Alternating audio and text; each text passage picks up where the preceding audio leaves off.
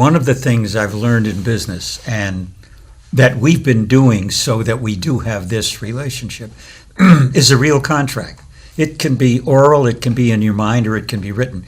The only written contract we've got is a ketubah, which is a Jewish marriage license. That's the only thing we've got. Ketubah. Yeah. Not a tuba, but No, a ketubah. Ketubah. Ketubah. Ta-da-ta-da. Anyway, the contract is this. And I learned this from a labor leader many years ago. There are three parts to a contract. There are things you have to have. Excuse me. If you can't have this, no deal. It's a deal breaker. Okay. And if that's it, then you walk away.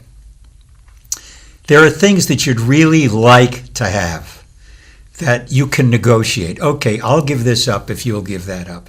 That's the negotiable part. And finally, there are things you like to have. But okay, this thing is important enough to me that I can give this up if it means we're not going to make a deal. So it's really that simple. So we have lived by that contract. If it's really important to one of us, then the other one will probably, okay, we agree, let's go do it. If it's on the borderline, we'll negotiate it. We will or we won't. And if something that, well, that doesn't really, okay, let's not bother. And I'll do the same. And that works.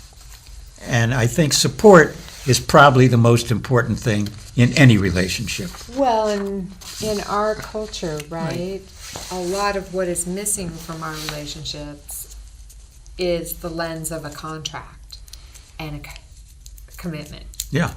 Contract means commitment. Well, I'll tell you another quick story. What did you do after 25 years of marriage? We took a walk on the beach. I said, she had just sold one of her great businesses. I said, what do you want to do? She said, I have a problem, and that is Nobody appreciates me. My kids don't appreciate me. My husband doesn't. I want to go away for a year. Oh, I said, where? Hang on. So, and you were about how old? In her 50s. In my 50s, I was like 55 or 56. And you'd raise your kids? Raised my kids. And just had this sense? What was it inside? I said that I had to leave. And the one place that I adore was Israel. And I decided I'm going to go to Israel. And Jim looked, and I had my own money, so I didn't take any money from my husband. I think I took just $5,000, which was my money. Your money. And I said... well, you had connections, though. Oh, I did have connections. I was very involved with the Prime Minister and a lot of the business people because I've been there so many times. So I said, so what are you going to do? You're walking on the beach, and that's your response. Yeah, what are you going to do? So she said, well, there's the first ever Jerusalem Economic Conference coming up, and I'm going to go run it. And she did. Yes, and I did. And I went there, and it wasn't easy dealing with Israelis. They are tough, and they couldn't understand. Where's Jim? I said, he's minding the candy store in Orlando.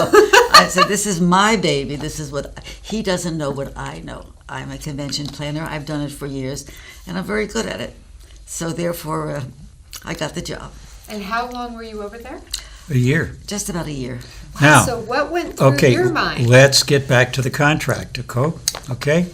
I said for 1 year, I get enough to do. Things about myself I want to learn, and I can take this year to do that. We were just selling our radio stations, and I was looking for other opportunities. So it was a busy year. But at the end of the year, it was time for her, because we agreed on a year. That was the contract. So I went over. To Israel? Mm-hmm. And we sat there. There's a hilltop outside Jerusalem with a big windmill on it, because a guy from Holland who was very involved with Israel in the early years built this windmills to show that the Dutch people were behind the state of Israel. We sat under that windmill. And again, we had the contract discussion. Just before I went, one of my friends said, well, why are you bothering? She doesn't really want to come back. I said, no, we have a contract, and I don't break contracts. So I'm going to go over and we're going to discuss the contract. We did, and? It's a long, long discussion, and I came back. I did what I wanted to do. And I proved to him that I can do it without him. And there are certain things that I knew that was very important in my life. And when I came back, I had a total respect of not only my husband, but my kids and my family. Of course, my mother-in-law didn't talk to me for a year, but that's okay.